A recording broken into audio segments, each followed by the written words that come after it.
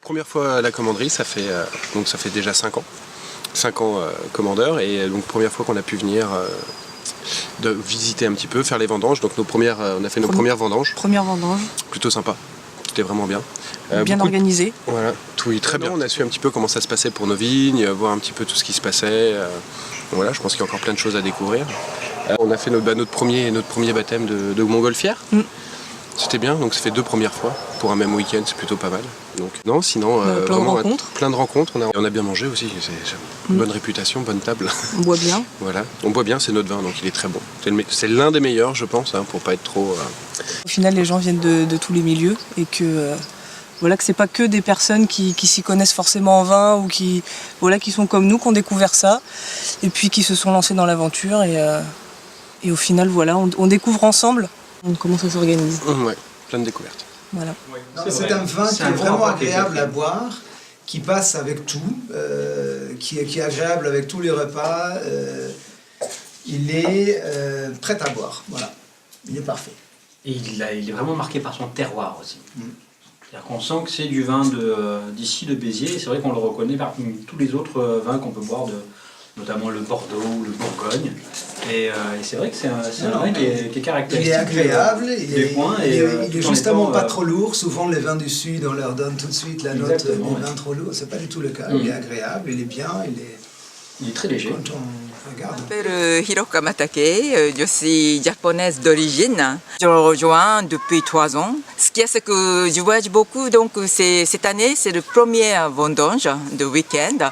Et j'ai convié mes compatriotes japonais, on va dire.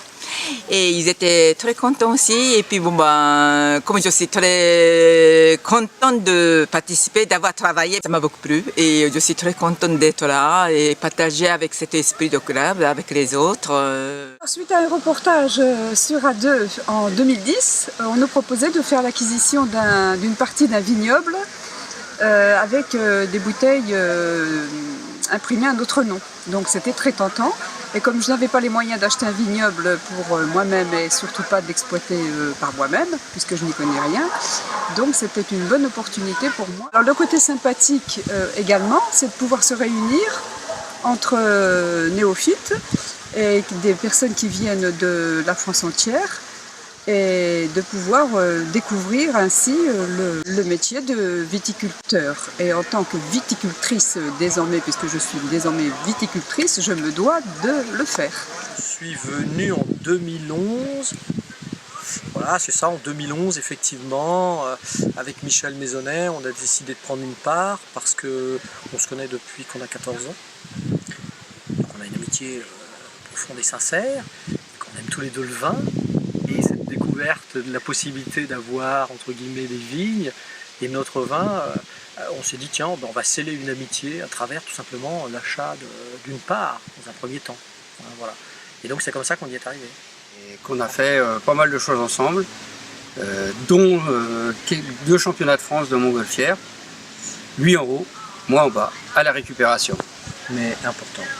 Mais le ballon n'est rien s'il n'y a pas des personnes au sol, et s'il n'y a pas de personnes au sol, mais qui donne plein de renseignements. Donc, c'est une équipe. On a trouvé que c'était intéressant de faire un truc ensemble avec les bouteilles avec nos 2 noms. C'est des vins qu'on consomme avec les amis. Voilà, c'est le vin des copains, c'est le vin où on fait des cadeaux avec les noms, c'est sympa.